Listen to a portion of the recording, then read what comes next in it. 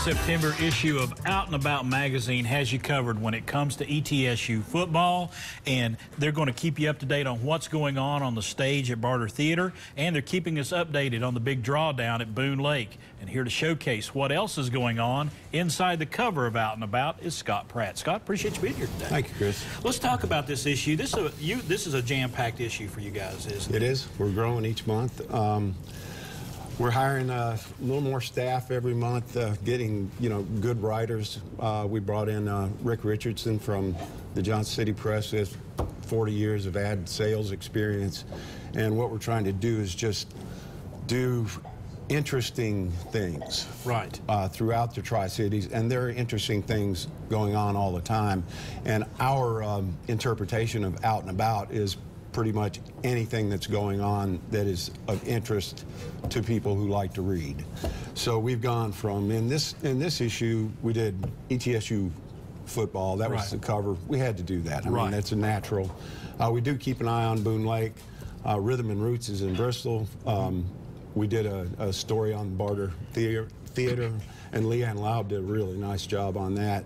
Then Daniel Bratton went down the Nolichucky and survived. Kelly Hodge did a piece on frequent flyers, the Johnson City radio controllers. They fly airplanes. And then we did features on Campbell Music and Jack Cox's place, the Shamrock. Right. So the business has been here forever. Yes. It seems like. Yes. And then every issue we do our little op-ed thing where we take a controversial issue, and this month it was abortion. We write from the liberal side, we write from the conservative side, we do a cartoon, and then we have a humor columnist called Lester Bean, and that's pretty much our format right now. When you sit down as an editorial staff, as a writing staff, what goes, those pitch ideas, where do they come from? I mean, they come from the staff members. Yeah. Kelly was with Johnson City for 35 years, 36. He knows, Kelly Hodge. Yes, and his father was with the paper for 40 years before him. He's very, very much invested in the community. I've been here all my life. Most of the people that are on the staff have been around all their lives, and they want to present the community as it is, and it's an interesting place. Oh, I mean, this is a we have a med school here now. We have a pharmacy school. We have a huge university. We have a lot of things going on in Kingsport. We have a lot of things going on in Bristol.